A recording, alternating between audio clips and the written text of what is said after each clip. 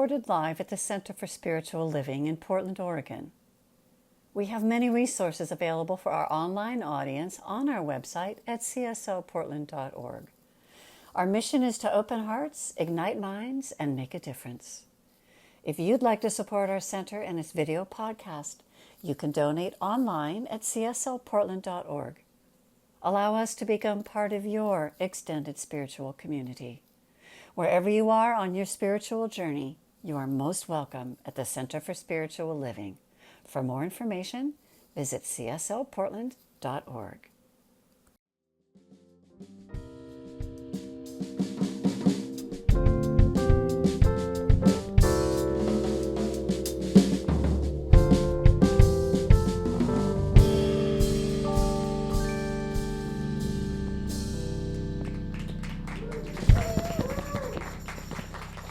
The Friends Band, Ken and Jim and Donnie, thank you. We are so lucky, so blessed.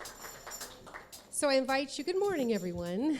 I invite you to stand as you're comfortable and able for our opening song, Holy, Holy Way.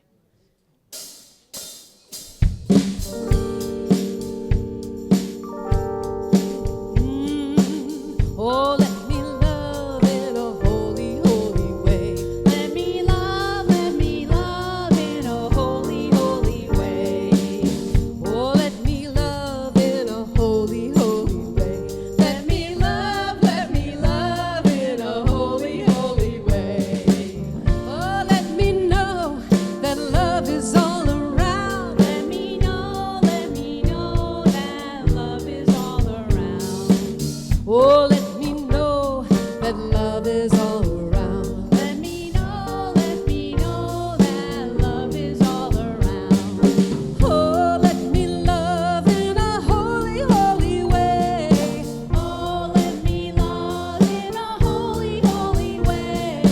Oh, let me live in a holy, holy way. Oh, let me live in a holy, holy way. Oh, let me learn from all the ways I fall. Let me learn from all the ways I fall.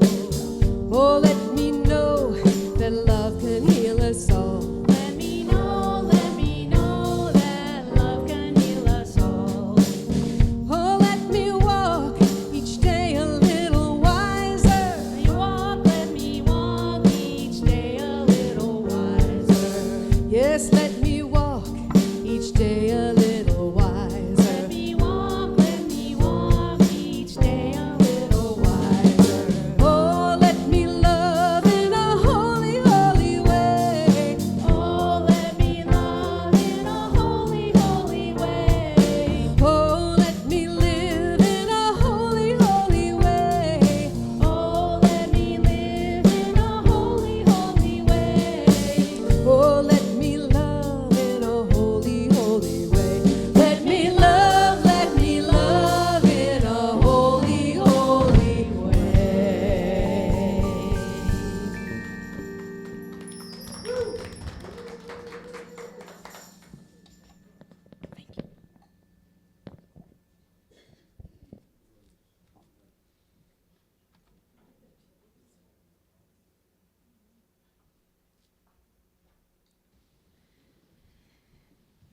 Good morning. I'm just feeling like I need to give a word of thanks to Mother Nature this weekend. What a gorgeous weekend. So far this weekend, I've had a long hike, a medium bike ride, and now I get to be with you. So life is good. I'm Reverend Bridget McCann. My pronouns are she, her. I am the senior minister and spiritual director here at the Portland Center for Spiritual Living, and thank you for being with us. We are a center that teaches a spiritual philosophy that's all about a positive spirituality, one that lifts us up, tells us how magnificent we are, encourages us to be our better selves, and therefore not only improves our own lives, but the lives of all around us. Our vision is a world that works for everyone. In fact, that is the vision of Centers for Spiritual Living, our worldwide organization. So when we say a world that works for everyone and we mean the whole world. So that's what we're about here. Thank you for being part of it. All right, well, we're just going to get right to it. I'm going to turn it over to our licensed practitioner, Sandy, who's going to share some announcements and then lead us in prayer and a few silent moments. Thank you, Sandy. Good morning. Beautiful day here in Portland, Oregon. My name is Sandy Liebold. My pronouns are she and her, and I serve as a licensed spiritual practitioner here. It's my honor and privilege to be with you today. A special welcome to anyone who's here for the first time, in person or in our virtual community space. We have welcome packets in the back of the sanctuary for newcomers, and the same information is available to our global community on our website at cslportland.org.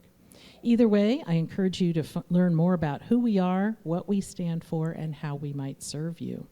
On our website, you can also sign up for informational weekly emails, register for classes, and get a free gift on your birthday. Yeah, who doesn't want that? And it's a session with one of our licensed practitioners, so dip your toe in that. Just a reminder to silence your phones or other devices if you haven't already done so. And as I make announcements, remember that everything we talk about is in Pacific time.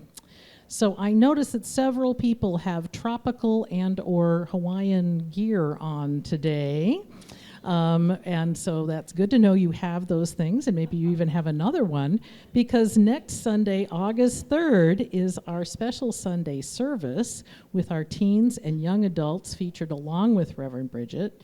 And then afterwards, plan to stay for our annual picnic, which is just down the road at Peninsula Park, Area B, but follow one another and we'll find it, which, by the way, has plenty of shade for those of us shade-seeking creatures.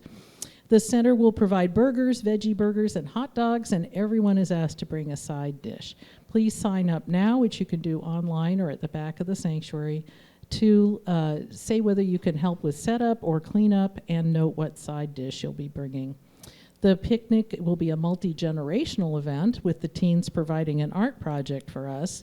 And the Hawaiian part is that our center member, Charlotte Parks, and her potpourri dance troupe are going to provide a Hawaiian dance performance and encourage us to join in. So get that Hawaiian shirt out again. Lots of fun, so be there. That's where to be next Sunday. This Wednesday evening at 7 p.m., where you need to be, is online, where Reverend Barbara Wiest is leading a meditation session on friendship in keeping with the upcoming International Day of Friendship. No registration is ever needed for our midweek meditation sessions. Just click on the Zoom link on our website to join in and be recentered and inspired. Our Summer Education Ministry Certificated class starts this Thursday, July 31st, and runs for 5 consecutive Thursday evenings on Zoom. The class focuses on mental equivalence, which is a core concept and practice in science of mind. Register now to go deeper in your spiritual growth this summer. You can still do that. I'm sure you have heard many times about the women's retreat. It's going to be October 17th to 19th at Camp Cedar Ridge. You can register now for a spot on the waiting list because, life happens and it is October. So even if you want to go and can get a spot on the waiting list, it might open up. For details on all of our events and to register, see our website at cslportland.org. Today, licensed practitioners Kay Cushing and Doc Wilson are serving on High Watch, holding a sacred container of consciousness in the sanctuary and in our virtual community.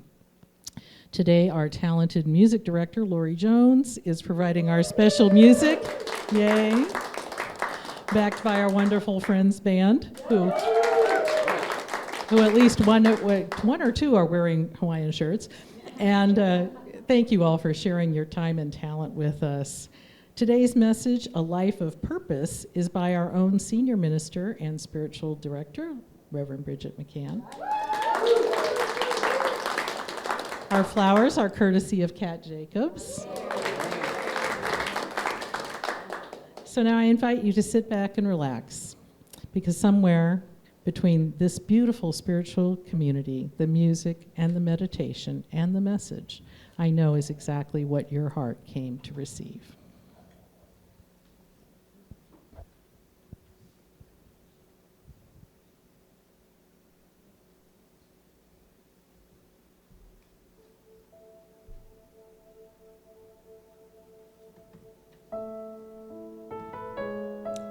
Breathing into this space, this here and now, surrounded by loving community, remembering who we are. There is only love. In this moment, in this place, I remember who I am. Letting fear and worry fall away from me, I open my eyes and see there is only love. There is only love. Love that heals, love that sets us free. There is only love. When I lose myself, when it seems I've lost my way, when I go inside and quiet my mind, I can hear Spirit gently say, there is only love. There is only love. Love that heals, love that sets us free. There is only love. There is only love. There is only love. Love that heals, love that sets us free. There is only love.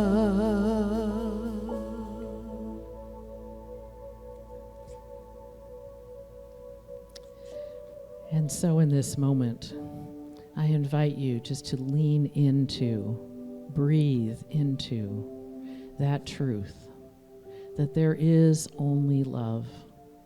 There is just one thing. It is love that is animating every single thing on this planet, every person, every place, every event. It is all love expressing itself. It is all this divine power, this divine presence, this divine oneness expressing itself through the diversity of experiences and people that we all are. And I know that I am one with this love, and I know that each of us here and each of us within the sound of my voice, every one of us is connected to, is in fact one with this one love. And I know this to be true, and it is so good to remember it right here and right now. And today I speak a word for this place, this holy, wonderful place, this physical place, this spiritual community where we come together to know this truth together. We know that there is just one, that we are each divine emanations of this one. And so this gives us a completely different way of looking at the world, a completely different level of peace and joy and faith that we can lean into in moments when it might seem difficult to do that. When we look at the world, what we know is the truth. The truth is unchanging, is eternal, and it is always there. And all we need do to be reconnected with that truth is to just quiet our minds and breathe into that knowledge. And I'm so grateful for the teaching of the science of mind. I'm so grateful for this center that teaches this teaching, and that it serves as a beacon of light around the world for this teaching to uplift and inspire and reassure and reconnect us all. And so it's with great gratitude that I now let this prayer be, knowing that it is answered like every prayer with a resounding yes by this oneness that is everywhere present.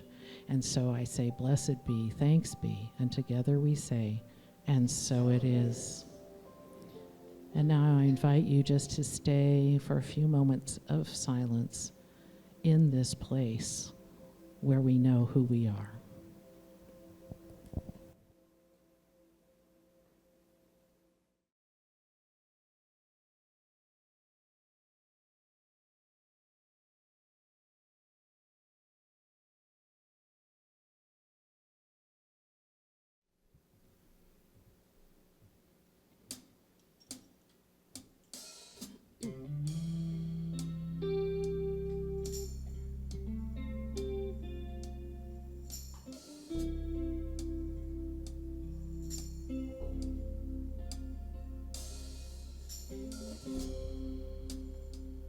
Walk your life,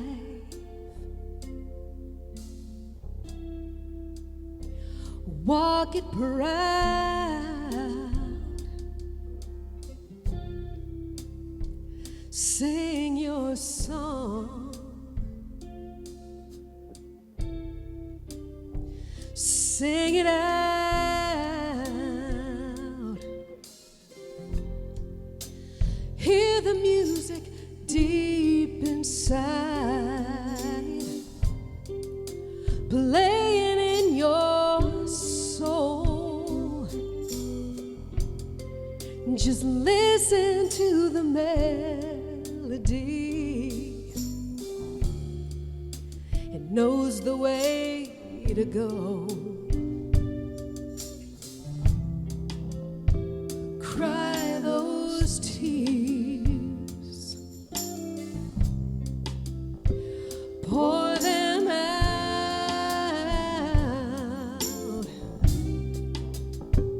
face the fears, quiet them down.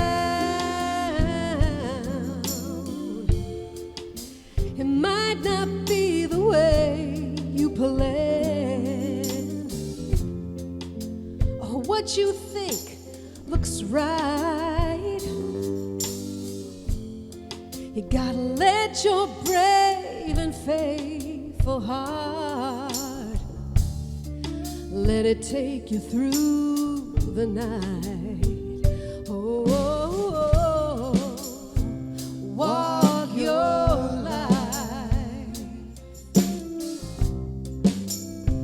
walk it free, heed the call, let it be,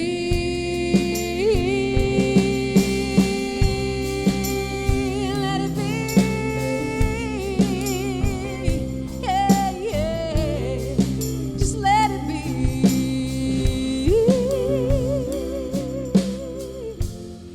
You gotta hear that whisper deep, deep inside, just like a lover's voice.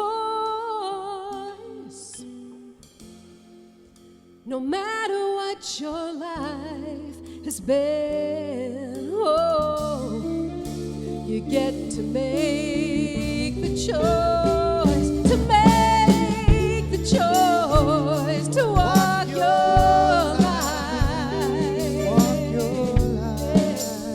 Walk it now. Oh, live your truth. Live your truth. Live it proud.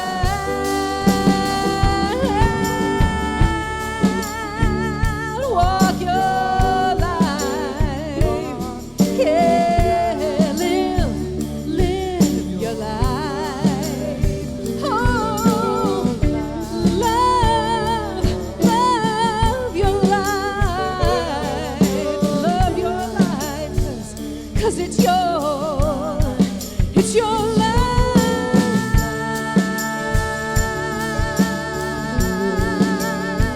Oh, it's your life. Your beautiful, beautiful, beautiful life. So walk it free, walk it proud, yeah. Oh, walk it free.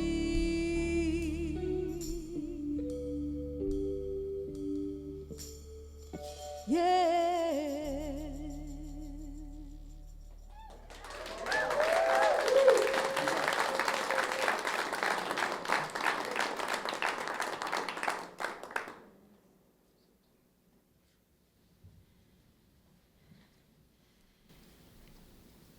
That is the Lauri Jones original. You know, we're talking about purpose today. Some people just seem to have found theirs.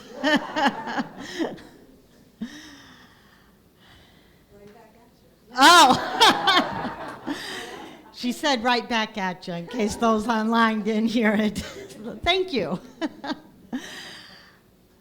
So some of us have found our purpose, but some of us might be wondering how much of our life is determined by fate.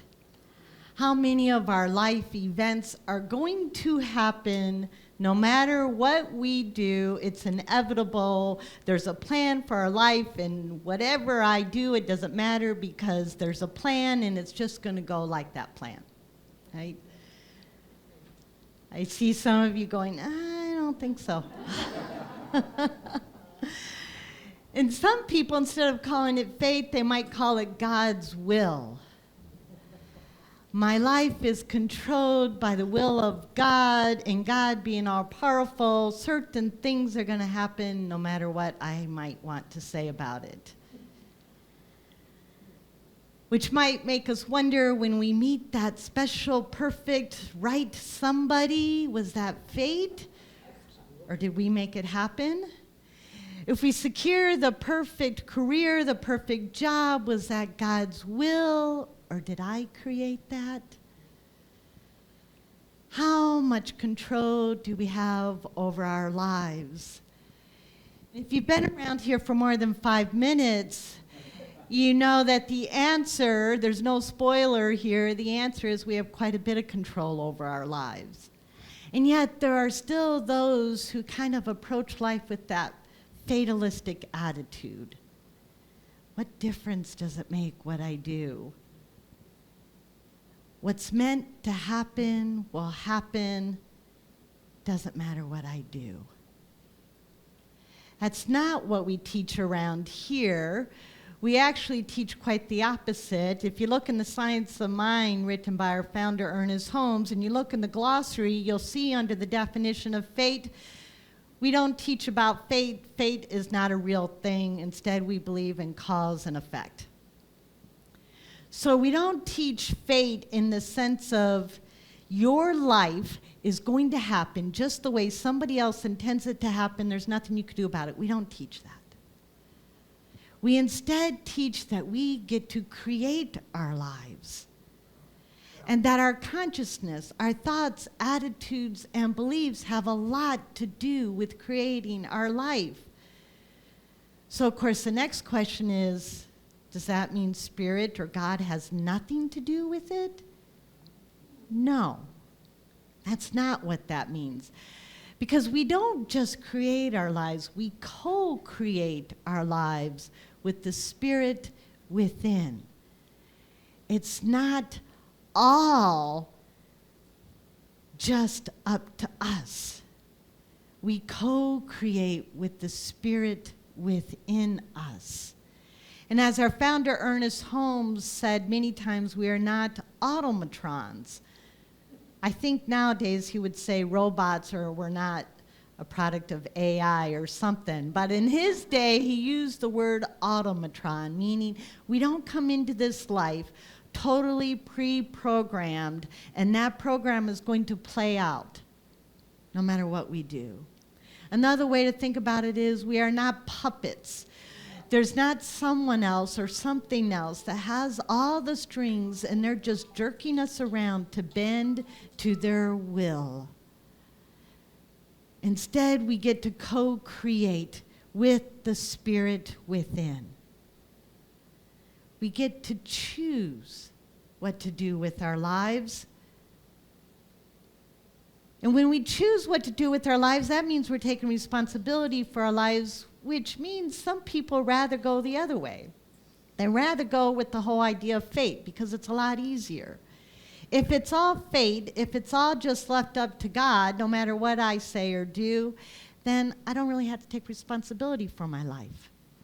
It could be a lot easier that way. Maybe less hard work, maybe less planning, maybe less having to heal, maybe less self-improvement. Now, if we choose this route, we might kind of accidentally find some satisfaction and happiness. And this might be one way to live, but my question today is it a life? Is it a life with meaning? Is it a life worth living?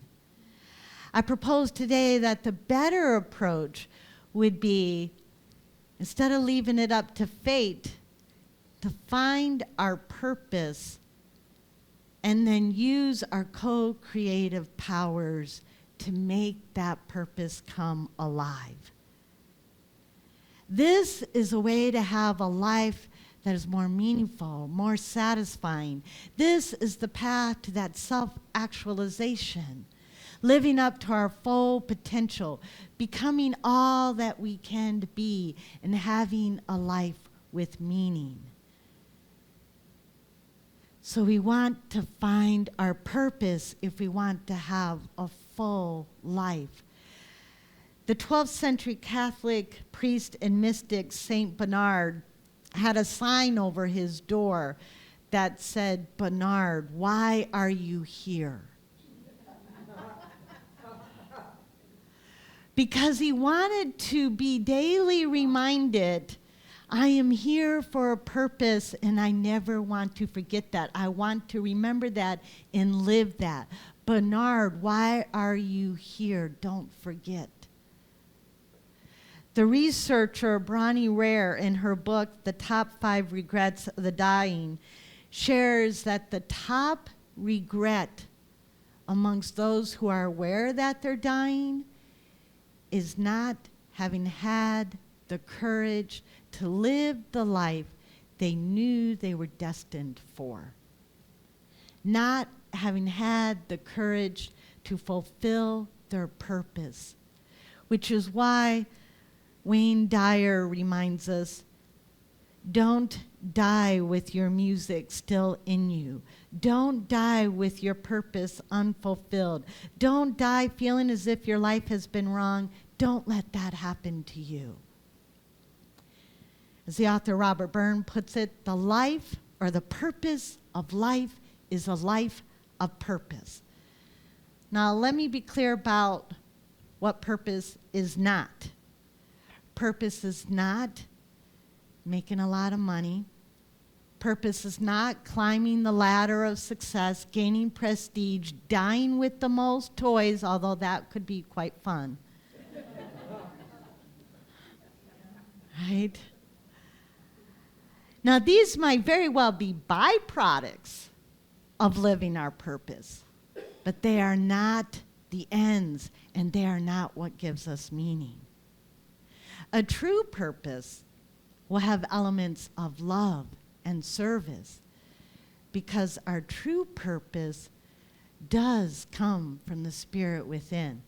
Not God's will in the sense of I'm going to make you do this no matter what, but it comes from the Spirit within. It is that thing that needs us just the way we are, with our unique talents, with our unique way of being. Now, some people, they just know their purpose. They just know it right away, like, oh, this is why I'm here, this is what I'm going to do, and they're off and running. Some others kind of stumble into their purpose, but once they're there, they go, oh, this is why I'm here.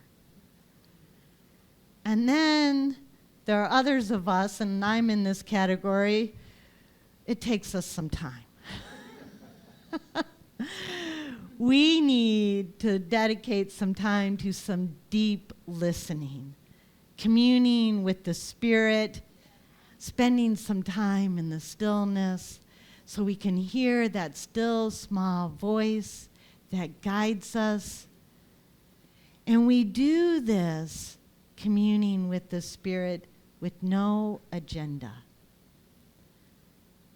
other than to open our hearts and listen for the answer.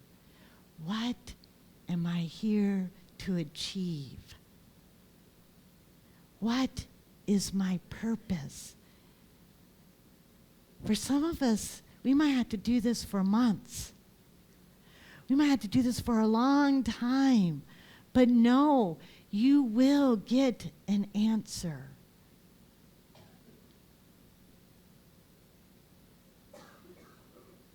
No matter how we find our purpose, whether you just know what it is, whether you kind of stumble into it, or whether it's the result of some deep listening, this is where our choice comes in. We get to choose whether or not we fulfill our destiny. It's destiny, not fate. Destiny has an element of choice to it. Am I going to accept this? Or am I going to ignore it? If we choose to accept it, this is when we get to put our affirmative prayer to one of its highest purposes. We use affirmative prayer for a lot of things in life. But this, entering into affirmative prayer, entering to the reciprocal relationship that we have with God, with Spirit, is perhaps the highest use we can make of affirmative prayer. And it works like this. That reciprocal relationship, why do we call it that? Because both parties, us and Spirit, were both givers and receivers. We receive from Spirit the message, this is what I would like to accomplish through you. This is what I need you for. And then we get to choose to accept it, to surrender to it, to say, yes, I will do that. Giver, or Spirit gives, we receive. But then we switch roles. Having received it and accepted it, we get to give it back to Spirit. We get to surrender it back to that infinite intelligence and say, I say yes, now please show me the way. And that universal intelligence accepts it and says, thank you, let me show you the way. Which means after we've listened and after we've accepted and after we've surrendered to it, guess what we get to keep doing? We get to keep listening and keep accepting and keep surrendering. It never ends if we want to fulfill our purpose. Because to do these things, these purposes we are brought here for, we're going to need guidance. We're going to need to know What is the next action step I need to take? We're going to need resources and ideas and connections, so we need to keep listening.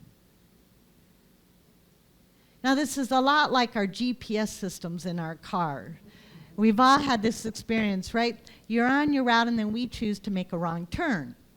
But the little voice in the GPS lets us know we have gone astray, and it keeps saying, proceed to the route, proceed to the route, proceed to the route, right? It will not let us go astray. It wants us to get back on track. Now, we could turn off the GPS. We could stop listening, but then we're left to wonder, I wonder what would have been waiting for me if I had followed the route shown. What gifts have I missed out on?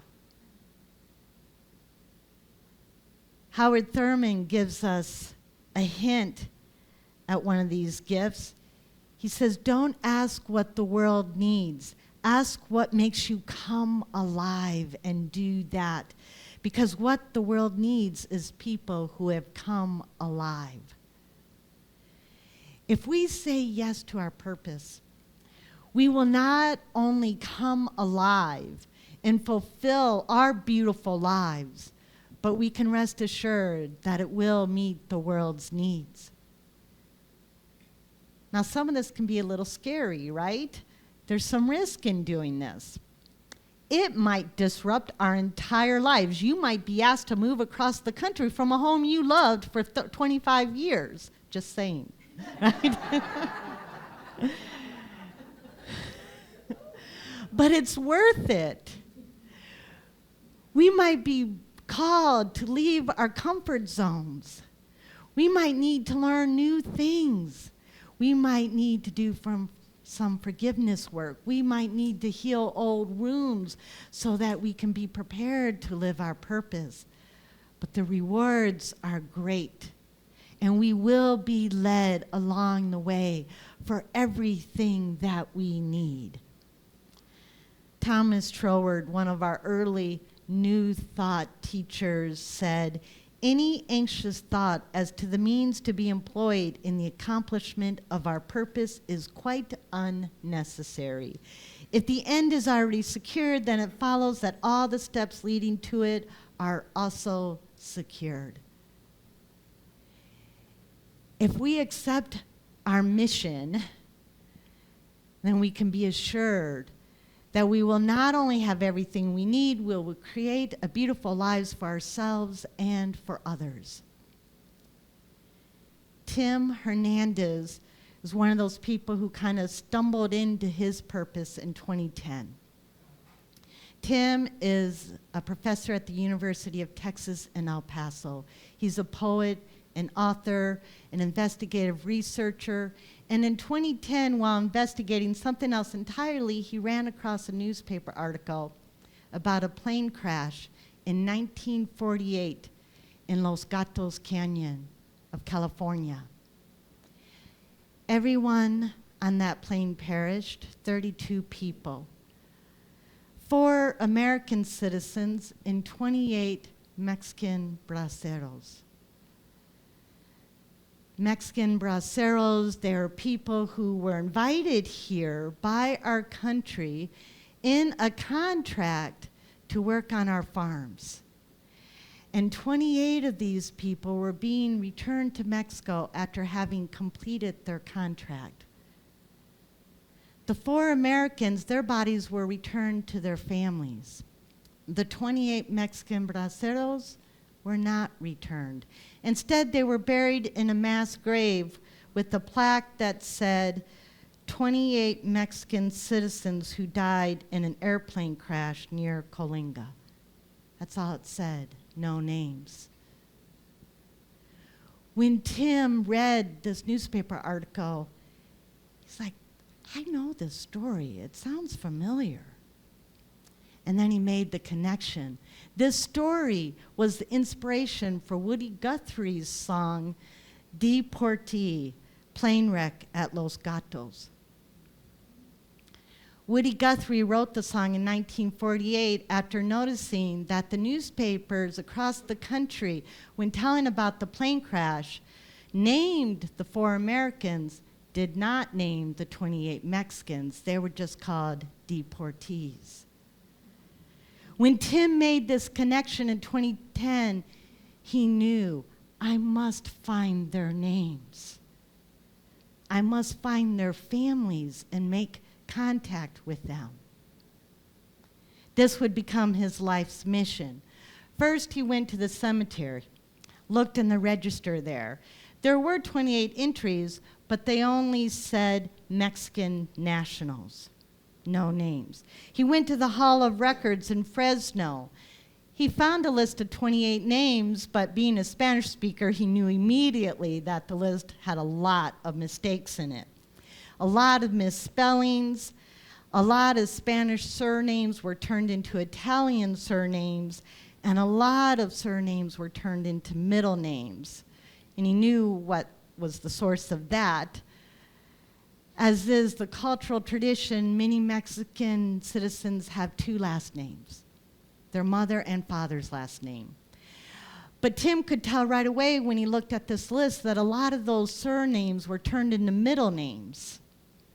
And he was quite certain that the passenger named Laura was actually a male with the surname Lara. So this was a list, but totally unreliable. So he went on looking. And then finally one year he noticed that in early November on the Day of the Dead, there are flowers on this grave. And he's like, somebody knows these people are here. So he placed an ad in the local newspaper. If you are related to any of the people in this mass grave, please get in touch. Jaime Ramirez got in touch. He said, my grandfather is buried there. Well, this was the connection Tim needed, because Jaime also had a newspaper article from 1948 from a local Spanish language newspaper. And unlike all the other newspapers in the country, this newspaper not only listed correctly the names of all 28 Mexican citizens, but it also listed where they were from in Mexico, and if they had the information, the names of their wives or their parents. Finally, Tim had the 28 names. So then he set out on fundraising adventure. And in 2013, after thousands of small donations, he was finally able to install a large marble headstone at that mass grave with 32 names on it, because Tim refused to continue the wrong of omission. So he included the names of the 4 Americans. And he invited their families to that ceremony. This was a large ceremony, including Jaime Ramirez's mother, who flew in from Mexico. She finally got the proper burial for her father. A few years later, in 2018, the California legislature, 70 years after the accident, held a ceremony to commemorate the 28 Mexican citizens. And they honored Tim for doing the work that they admitted their government should have done 70 years earlier. Tim continues his work. As of today, he has found 15 families. He has written 2 books about the Mexicans who died in that plane crash and their stories, and the stories of what their U.S. citizen descendants are accomplishing in this country. He also, with the help of the residents of Los Gatos Canyon, placed a memorial marker at the site of the plane crash. People from around the world come to that memorial because of Woody Guthrie's song. During his work, Tim was able to meet Woody Guthrie, who told Tim, "You took on a job God would want done." Tim embraced his purpose. He returned to those 28 Mexican nationals their names, and he showed them and their families the respect they deserved 70 years ago but didn't get until recently. This is the power of embracing our purpose. The purpose of life is a life of purpose. Find your purpose. Live your destiny. Don't die with your music still in you. If you can do this, you will not only make a beautiful life for yourself, but no doubt for others as well.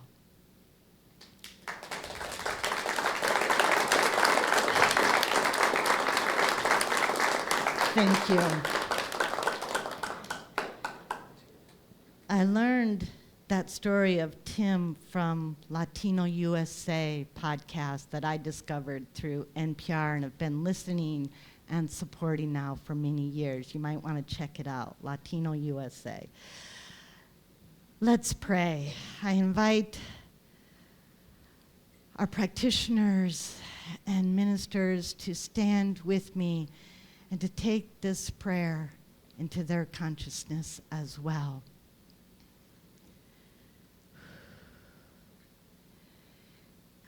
Because the one chose to express itself through its creation, deeply we are one. All creation, every human that ever has been, lives now, or ever will live, deeply we are one. And every single one of us has come with the purpose that we can choose to fulfill. And in this moment, I feel called to give thanks to all those around the world who have said yes to their purpose, whatever it is, big or small, because there is no big or small in the heart of the divine. It all matters. And I say a special prayer of gratitude in this moment for all of those who are serving our Palestinian brothers and sisters and families and friends and fellow members of our one human family in Gaza. And I say a special prayer of thanks for all those who know that their purpose is to speak truth to power and are saying, don't forget, these are human beings. There must be a way forward that serves all. So for all those voices, for all those hearts and all those souls throughout history and time yet to come that say, yes, I give thanks. I give thanks. Thank you, Spirit. Thank you, life. And I release this prayer. I surrender this prayer to that loving heart, that loving law that says in kind, thank you for saying yes. I will show you the way. So having released with faith that this is true for all, I simply let it go and I let it be, and so it is.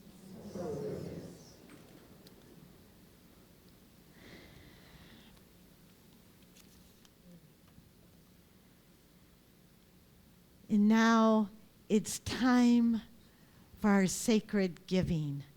I want to thank each and every one of you who gives to this community in so many ways, all of us who attend here in person, and to everyone who is with us through our virtual technology. You are a part of us. Thank you for all that you give as well. I invite you to bring your gift close to your heart, or if you auto tithe, just bring that knowing into your heart space as we bless our offering as a call and response. I bless these sacred gifts. I bless these sacred gifts. Giving graciously with love. Giving graciously with love. These gifts bless, heal, and prosper all that they touch. These gifts bless, heal, and prosper all that they touch. In giving, I am grateful to be richly. In giving, I am grateful to be richly. Lavishly. And abundantly blessed. And so it is.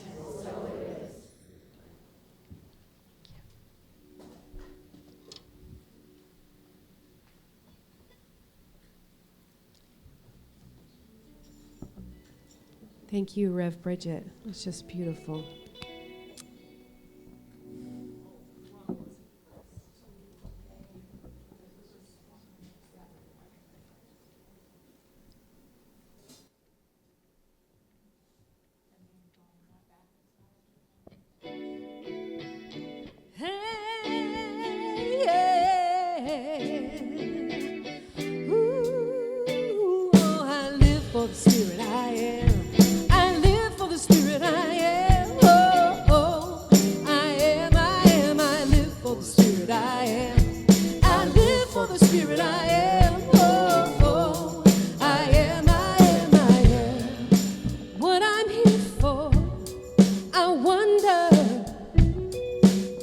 What am I in this world to do? What I'm here for is one thing. One thing I know is true. Yeah, I live for the spirit I am. I live for the spirit I am. Oh, oh, I am, I live for the spirit I am. I live for the spirit I am. Oh, oh, I am, I am. Looking in the mirror, I'm asking, am I the change I long to see? You know this world is just a picture of what's inside of you and me. I live for the spirit I am. I live for the spirit I am. Oh, oh, I am, I live for the spirit I am. I live for the spirit I am. Oh, oh, I am, I am. The wonder of life on the air and the land and sea is a precious gift to me. Yeah. In a world that's torn by war and strife, all we can do is claim love as our reality. Oh, yeah. I'll tell you if you ask me, oh, what I'm in this world to do. I live for the spirit I am. I live for the spirit I am. Oh, oh, I am, I live for the spirit I am. I live for the spirit I am. Oh, oh, I am, I live for the spirit I am.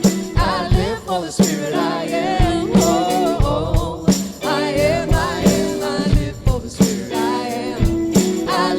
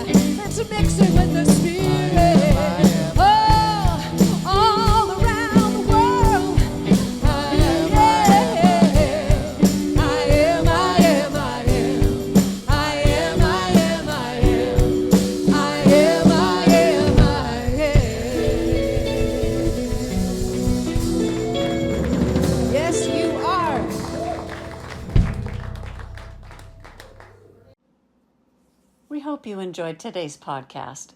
If you happen to be in the Portland, Oregon area, we'd love to have you visit in person. The Portland Center for Spiritual Living is located at 6211 Northeast Martin Luther King Jr. Boulevard. Our inspirational service is at 11 a.m. every Sunday. We also have many programs, classes, and workshops developed just for our online audience. To find out more, go to our website at cslportland.org and look under the online tab. We have a variety of content dedicated specifically for our podcast listeners. Our mission is to open hearts, ignite minds, and make a difference. If you'd like to support our center and its podcast, you can donate online at cslportland.org/donate. Our website is also the place to learn more about what's going on at the center or to contact us. Allow us to become part of your extended spiritual community. Wherever you are in your spiritual journey, you are most welcome at the Center for Spiritual Living.